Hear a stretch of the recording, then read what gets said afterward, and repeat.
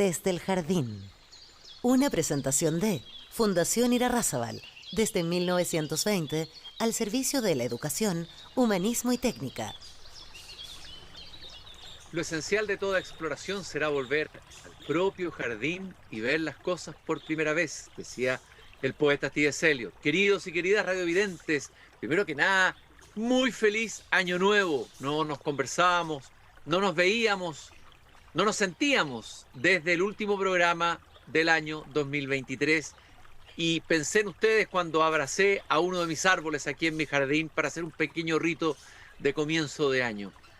Ahora, 2 de enero del año 2024 y vuelvo a abrir la verja de madera de mi jardín como hace varios años ya. Y saludo a todos los radiovidentes que nos escuchan en Antofagasta, en el norte, en Temuco, en el sur, Viña del Mar, Valparaíso, en la quinta región, Santiago, los que nos siguen por pauta.cl y también por Spotify. ¡Ha muerto la reina, señor! Morir estaba en su futuro.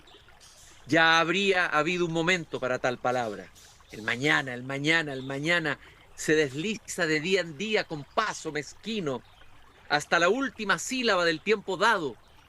Apágate, llama fugaz. La vida es solo una sombra errante, un burdo actor que apenas un momento se pavonea y agita sobre el escenario y nunca vuelve a ser oído. Es un cuento contado por un idiota lleno de ruina y de furia y que no significa nada. William Shakespeare, Macbeth. El teatro, queridos y queridas radiovidentes. Estamos en enero y Teatro a Mil comienza de nuevo su presentación de variados y estupendos espectáculos como siempre. Tenemos la oportunidad de volver al teatro. En Chile hubo un público de clase media que iba al teatro regularmente. Me acuerdo de mi abuela, que era mujer de teatro, que me llevaba desde chico a ver las obras de Olvido Leguía, de Puri Durante, de Lucho Córdoba, etcétera, comediantes antiguos. En la dictadura el teatro cumplió un papel fundamental, catártico, que nos unió como comunidad y nos dio un sentido, un horizonte, en fin. Y el teatro tiene que volver de nuevo a ocupar un lugar central en nuestras vidas hoy día, que la comunicación se ha vuelto más bien digital, más que presencial. ¿Y qué más presencial, qué más vivo que el teatro, aunque nos diga cosas tremendas como el final de este Macbeth? Festival Teatro 1000, que está comenzando y que va a tener más de 150 funciones, 34 montajes. Partió ya el 28 de enero y el tema y el foco central de Teatro 1000 este año está en la salud mental. Hay un monólogo que cuestiona los prejuicios, por ejemplo, a pacientes psiquiátricos de un actor y dramaturgo italiano, Dario D'Ambrosi. Él ha hablado del teatro patológico. Hay también una obra sobre la depresión, la persona deprimida, interpretada por Amparo Noguera. Hay una bella obra de una mujer que cuenta que cómo el amor de su vida se extravía en el laberinto del Alzheimer, cuando mayo no sea mayo. En fin, lo interesante es que el teatro aborda aquí un problema central desde la pandemia, un problema que viene evidentemente de antes, probablemente una pandemia que ya venía de antes, que tiene que ver con la salud mental. ¿Y quién mejor para conversar de teatro, de salud mental, del cruce de ambas dimensiones en esta tarde en el jardín que nuestro querido amigo, escritor, actor, psicoanalista, profesor de teatro, médico psiquiatra de la Universidad de Chile? ¿Qué más les digo? Ya no me voy a meter en el fútbol, que ya llegamos demasiado, son demasiadas dimensiones en una sola persona. León Cohen, esta tarde aquí desde el jardín. Buenas tardes, querido León. Buenas tardes, querido Cristian, y feliz año 2024, aunque la peculiaridad que tiene el final de año y el comienzo de un nuevo año es la peculiaridad matemática que entre el 3 y el 4 hay un universo infinito. De manera de que es como que pasamos por un lugar que en realidad no tiene comienzo ni tiene fin. Por lo tanto, siempre estamos terminando un año antiguo y comenzando un año nuevo. Entonces es una cosa muy especial esa y en eso estamos. Ahora, respecto a lo que tú decías, sin duda que en primer lugar el Teatro a Mil es como de esas tradiciones chilenas parecidas a la Teletón. Es decir, marcan la historia, la temporalidad del año y marcan también nuestras vidas, porque ya lleva muchos años, ¿cierto? Carmen Romero con esta obra que implica un trabajo tremendo, yo lo sé, ¿cierto? La conozco, de hecho yo mismo he actuado en Teatro a Mil junto con Marco de la Parra en 2 ocasiones a lo largo de las últimas décadas, de manera de que lo he vivido desde adentro también. Y a propósito de eso, la obra nuestra con Marco de la Parra, La secreta obscenidad de cada día, lleva en su interior, en su representación, algo de lo que es, por así decirlo, un trazo de la salud mental humana, como son el exhibicionismo, ¿cierto? La perversión. Eh, pero también hay muchas otras connotaciones, ¿cierto? Que son clásicas, como son las enfermedades mentales psicóticas, ¿cierto? Que son fuente de literatura, de poesía, bien lo sabe T.S. Eliot, ¿cierto? Las depresiones muy marcadas, también el trasfondo que tiene la mente psicótica y la relación entre la mente psicótica con la genialidad, con la poesía, etcétera, etcétera. Entonces, pero por otro lado, el teatro es por definición la representación del escenario interno de todos nosotros. Y por lo tanto, siempre está en cada obra de teatro desplegado el conflicto y por lo tanto lo que define al conflicto, que es la normalidad del ser humano y que es lo que en psicoanálisis se llama la neurosis. La normalidad humana es la neurosis. ¿Qué significa? Es el conflicto. No puede haber un ser humano normal si no está en conflicto y por lo tanto si no siente angustia. Es el ser humano normal, ¿cierto? Y eso es lo que se despliega sobre miles de escenarios a través de los más diferentes autores, por supuesto, de los más grandes, Shakespeare. Shakespeare, que es un experto en terapia familiar, ¿cierto? Experto en terapia familiar, ¿cierto? Partamos por el Rey Lear. Partamos por el Rey Lear. Partamos por el Rey Lear, ¿cierto? Que es una lección para muchos papás, ¿cierto? Que a la hora de repartir su fortuna, la hacen con las niñitas que son más cariñosas con él, equivocándose gravemente, ¿cierto?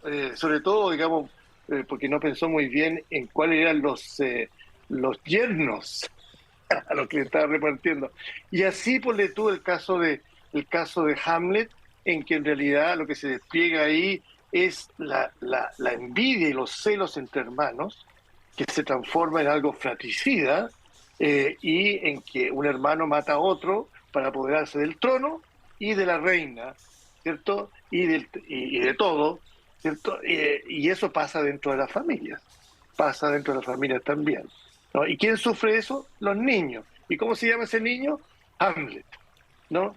Y así, lo que tú dices es muy cierto por el hecho mismo de que el teatro es el despliegue de la vida interna de los seres humanos y de los creadores, del dramaturgo, y eso va desde el sufrimiento, ¿cierto? Que es algo que nos acompaña como seres humanos siempre, hasta lo que es el diagnóstico de salud mental, o sea, psicosis, depresión, ¿cierto? Y una serie de enfermedades que eventualmente pueden ser como representadas en el escenario. Como el Alzheimer, por ejemplo. Oye, León, tú hablabas ahí de la escena interna, entiendo que es un concepto que tú has usado en tus cursos para tus alumnos, y me parece que la escuela de teatro, esta mente como un escenario donde aparecen una serie de personajes, de presencias, de energías, de pulsiones, no sé, etcétera, ¿no? Y tú también afirmas que hay una habilidad innata del cuerpo y de la mente para dramatizar. O sea, tenemos un teatro instintivo adentro de nosotros, antes de que existiera el teatro. Bueno, por algo existió el teatro. A ver, explícanos un poco de eso, León.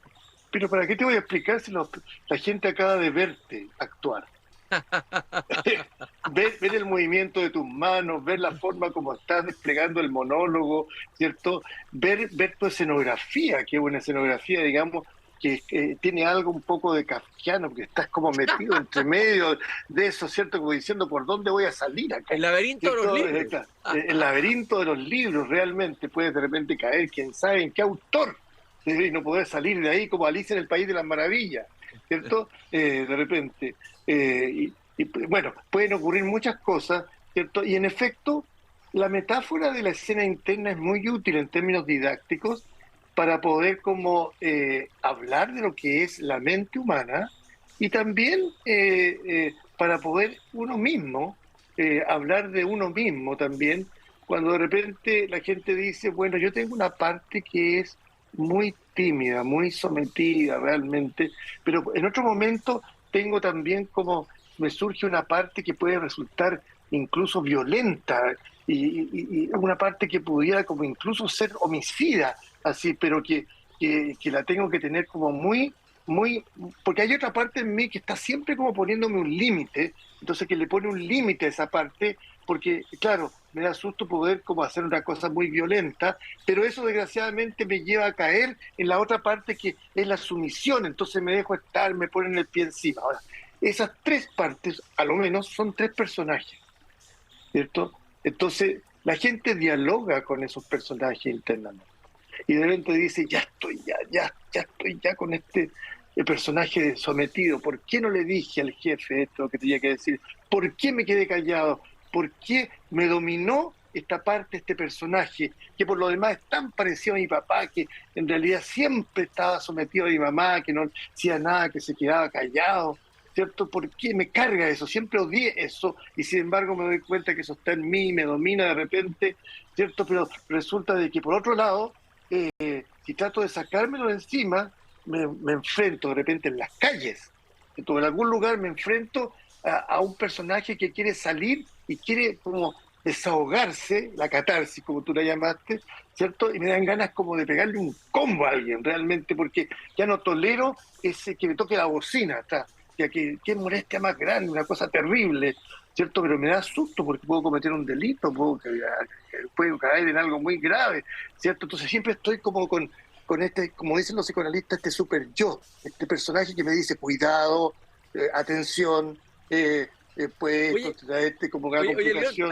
cuando estabas diciendo este otro que sale a la calle, me acordé de esos versos de Walking Around de Neruda cuando dice que el personaje que está cansado, sucede que me canso de ser hombre y de repente me dan ganas de salir a la calle y asustar a un notario con un lirio cortado y darle un golpe de oreja a una monja, dice el hablante del poema, ¿no? Son deseos ocultos que todos tenemos, digamos, y en cualquier momento pueden manifestarse. Afortunadamente Neruda se manifestó a través de un poema, sino quizás qué habría hecho, capaz que hubiera ido a matar a un notario.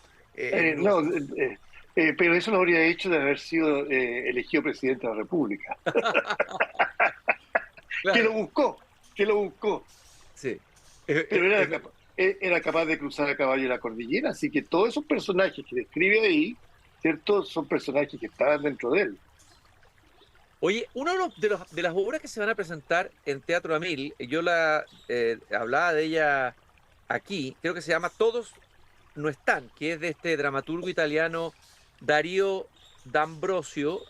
En el fondo, lo que parece mostrar o cuestionar son los prejuicios a los pacientes psiquiátricos, es decir, que la frontera entre lo que se ha dicho otras veces, se ha hablado también de la antipsiquiatría, la frontera entre locura y normalidad son bastante porosas. ¿Qué piensas tú de eso como psiquiatra? ¿Es tan así? ¿Son tan porosas esas fronteras? ¿Tiene razón este dramaturgo o no? ¿O hay límites claros y nítidos? Mira, en el año 82, a raíz de mi luna de miel, estuve paseando por Europa con el dólar muy barato, afortunadamente en esa época, ¿cierto? Y regresamos cuando el dólar estaba en las nubes. Así que entre medio pude tener esta luna de miel. Y entre ellos pasamos por Italia y visitamos Trieste, que era una especie de Trieste muy famoso, que como tú bien sabes, James Joyce vivió ahí, ¿cierto? Claro. Bueno, la cosa es de que había un hospital psiquiátrico en un monte, en una colina, y subimos y por los jardines caminaban los psicóticos, hablando solos, ¿cierto? La verdad que los psicóticos, básicamente los esquizofrénicos, no son agresivos, ¿no? No lo son. Mucho más agresivos son aquellos que no parecen psicóticos, pero que son paranoicos, ¿cierto? Y que por lo tanto tienen enemigos dentro de su cabeza que podrían llegar y atacar. Entonces, y en la pared del hospital decía, decía, la libertad es terapéutica, Qué que es buena. que era como el lema de la antipsiquiatría, que significaba, digamos, de que la mente enloquece como una forma también de defenderse del vacío y la desintegración, lo cual es verdad, lo cual es verdad, porque la locura es una forma de orden mental también.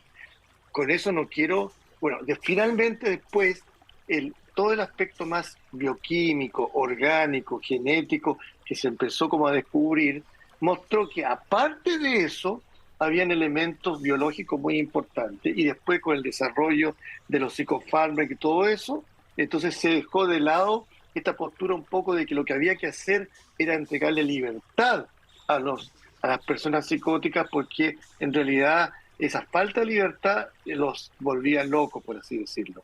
Eso, hubo psiquiatras notables, ingleses algunos de ellos, que estuvieron detrás de la antipsiquiatría, que es un movimiento cultural de la época de los 60, más o menos, de la época de los 60. La Pues bien, contracultura, de alguna manera, ¿no? esa, esta vuelta, yo creo que tiene que ver no con lo mismo, pero sí como una forma de decirles a los ciudadanos, a todos nosotros, ojo, tengan mucho cuidado en diferenciar entre ustedes y ellos. Entre ustedes, que son los burgueses normales, o a lo menos más sufrientes, y los otros, que son los locos, ¿cierto? Que son dejados como en los hospitales psiquiátricos o abandonados por aquí y por allá.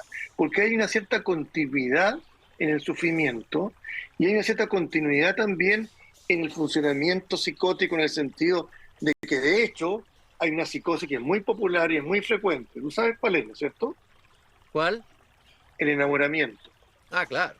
Claro, ¿te fijas? Entonces, con esto yo creo que es una forma de decir, ojo con discriminar y diferenciar, que es una cosa que en todo el mundo, la lucha contra la discriminación, ¿cierto? Y decir, bueno, no es que yo sea diferente a los demás, ¿cierto? Y no tenga nada que ver con los demás, sino que yo también soy en parte, tengo algo de esas locuras, de esos sufrimientos, de esas cosas en mí, porque me ayuda a entender a esos otros también. ¿Entiendes? Y no a tratar como de discriminarlo y dejarlos de lado como si eso fuera una contaminación para mí. Yo creo que el arte aquí, la dramaturgia, trae un poco como esa proposición de acercar y desplegar en el escenario un mundo que tratamos de dejar de lado, pero que en verdad también está dentro de nosotros. Estoy caminando con León Cohen aquí en mi jardín en esta tarde, son las 8:20 y estamos conversando sobre teatro y salud mental a propósito de el Festival Teatro a Mil, que ya comenzó el 28 de enero y dentro de la oferta que trae Teatro a Mil esta vez hay varias obras que tienen que ver con la salud mental a propósito de la pandemia. A ver, el teatro como terapia, el teatro como terapia para nuestros tiempos. Para estos tiempos, siempre el teatro ha sido, dijimos, catártico en su origen, ahí está Aristóteles, etcétera. En la época de Shakespeare también cumplía probablemente esa función, y etcétera, en el mundo isabelino, pero hoy día, ¿qué es lo que del teatro necesitamos los habitantes de Occidente? Hablemos, salgamos un poco de Chile para salir de la lata de colocar solo a Chile en el diván, digamos, y coloquemos el mundo entero. El teatro hoy, como terapia para nuestro mundo, León. Bueno, yo creo que lo clave, obviamente, pensando en Shakespeare y pensando, son los dramaturgos. Es el poeta que puede como puede entender y colocar en el lenguaje humano la existencia de las personas, el sufrimiento de las personas, la locura de las personas, de manera de que tenga la calidad suficiente como para que desplegado en el escenario tú puedas decir, oh, eso es algo que yo siento, eso es algo que a mí me pasa, ¿cierto? Así como ha sido Hamlet, ha sido como un joven, ¿cierto? Con el que se identifican millones, así como Werther en su época, ¿cierto? Hamlet, ¿cierto? El rey Lear, ¿cuántos padres podrían decir, oh, si a mí me pasó una cosa parecida? ¿Cuántos Macbeth ¿no es cierto? No están ahí con esas esposas que son un poquito como diablillas, ¿cierto? Como le pasó a Macbeth. Y así la importancia del teatro es bien interesante porque la mente humana se desarrolla como si a partir de la realidad y del cuerpo, aquí en una escena interna continua en la cual se van desplegando todos los personajes que llevamos por dentro y que dialogan entre sí y que van expresándose, como en este momento, por ejemplo, que se está expresando en mí el profesor de teatro, el actor, ¿cierto? Que se está desplegando en este momento en mí. No se está desplegando el arquero, ¿cierto? No se está desplegando el arquero, no se está desplegando el profesor, etcétera. Entonces, eso que ocurre en la formación de la mente, luego sale hacia afuera en forma de una obra, de una creación, y se despliega en el escenario. Y el público va, lo ve y se reconoce a sí mismo ahí, y en ese reconocimiento hay una catarsis, hay una comprensión, hay un insight, hay una conexión de pensamientos, hay conversaciones que surgen y hacen de que entonces se produzca un cambio, un cambio. El buen teatro, el gran dramaturgo, es capaz de generar eso. Por lo tanto, ahí tenemos nosotros todo este proceso, que el teatro tiene mucho que ver con la formación de la mente y su manifestación a través de la obra, ¿cierto?, en el escenario. Ahora, León, muchos dirán, escuchándote, bueno, pero eso mismo lo podemos encontrar en el cine, en una serie de Netflix. ¿Qué es lo que da el teatro que no da el cine? Que no da el cine, que no da una serie de Netflix. ¿Qué es lo que da el teatro? Yo estoy totalmente de acuerdo que uno en una buena serie de Netflix puede sentir algo muy parecido a eso, pero cuando uno va al teatro, está la experiencia en vivo y en directo, ¿cierto? En 4 dimensiones, es decir, ahí mismo, hace de que la conmoción a veces sea mucho más intensa. Lo que no significa que hay ocasiones que una película puede uno como realmente generarle algo parecido, ¿no? Algo parecido, no cabe duda. Pero el teatro, una buena dramaturgia y una buena actuación, a uno lo conmueve, ¿cierto? Lo remueve y lo conecta con algo, porque sin duda el hecho de el estar en vivo y en directo ahí es una forma, digamos, que es como la forma habitual de relación de los seres humanos. O sea, en este momento tú estás en otro lugar a kilómetros de acá, yo estoy a kilómetros tuyo, sin embargo, probablemente nunca hemos estado tan cerca porque tú estás a 20 centímetros de mí, yo estoy a 20 centímetros de ti, ¿cierto? Entonces estamos tan cerca y tan lejos, como dicen por ahí los cineastas, pero sin embargo, me encantaría que estuviéramos conversando ahí, ¿cierto?, en la radio, como lo hemos hecho en otras ocasiones, en vivo y en directo. Sin embargo, creo que igual, en la medida que somos capaces de establecer esta conversación de una manera viva, la gente que está viendo o escuchando puede llegar a conectarse con lo que estamos compartiendo.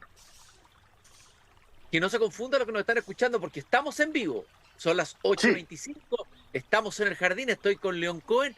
En los últimos minutos de esta conversación que me gustaría prolongar por horas, que fuera una conversación infinita, siempre tan entretenida las conversaciones contigo, León, tan interesante. A ver, a alguien que se encuentra con esta oferta abierta de Teatro a Mil, con tantas obras de teatro, ya dije, más de 34 montajes, 150 funciones. A ver, ¿cuál sería la guía que tú le darías? No específicamente a lo mejor de una hora, o a lo mejor sí. ¿Cómo escoger? ¿Cómo no perderse en un laberinto de obras de teatro, escoger la obra que pueda conmoverme, que pueda producir esa conmoción?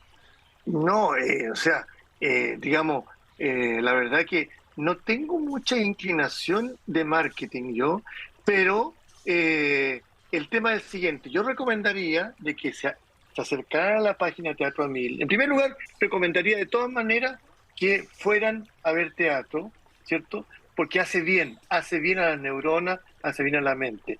Que se acercaran a la página, vieran y leyeran la información que hay ahí. Y si de repente dicen, esta me tinca, vayan a esa. El inconsciente, pues, es el inconsciente Sí, que pues. está diciendo Sí, algo, ¿no? porque si yo le digo, mira, los actores son muy buenos, acá ha tenido mucho éxito, ¿cierto? Va más bien como guiado por mí, ¿te fijáis? Y la verdad que eso no tiene mucha gracia.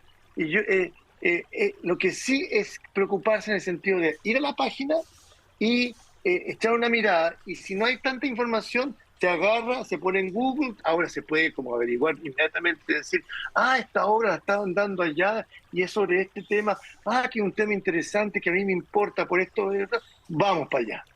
Y que vayan pronto, les diré, porque Teatro a Mil realmente se agota.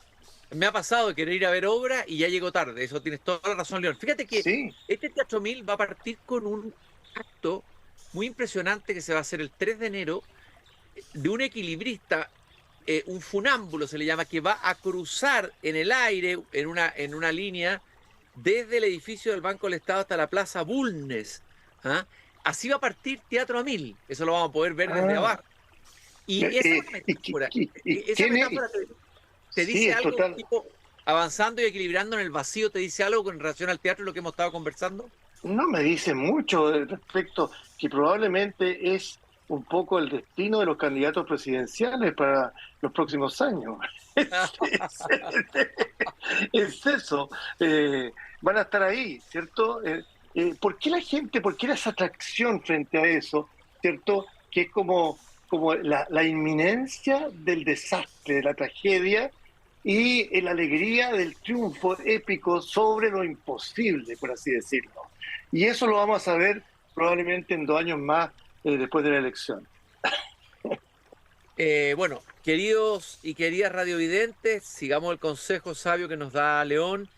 Vamos a la página teatroamil.cl, busquemos entre los 34 montajes, deje que la intuición los guíe, Así busquen es. una obra que la sientan, les tinque, por algo ese inconsciente les está dando esa información valiosa y es probable que en alguna obra encuentren desplegada una parte de su propia escena interna de la que hablaba León al comienzo, esa mente que es un espacio dinámico, Sí. cambiante, que tenemos desde el nacimiento a la muerte, estamos actuando permanentemente y están ocurriendo muchas obras al interior de nosotros, ¿no es así, León? Sí.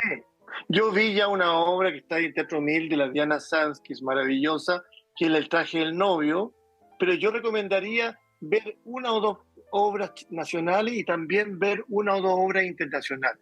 Eso recomendaría, ¿cierto? Siempre hay en el jardín, hay flores de diferente tipo y uno puede como ir viendo una, viendo otra, ¿cierto? Y enriquecerse con todas ellas.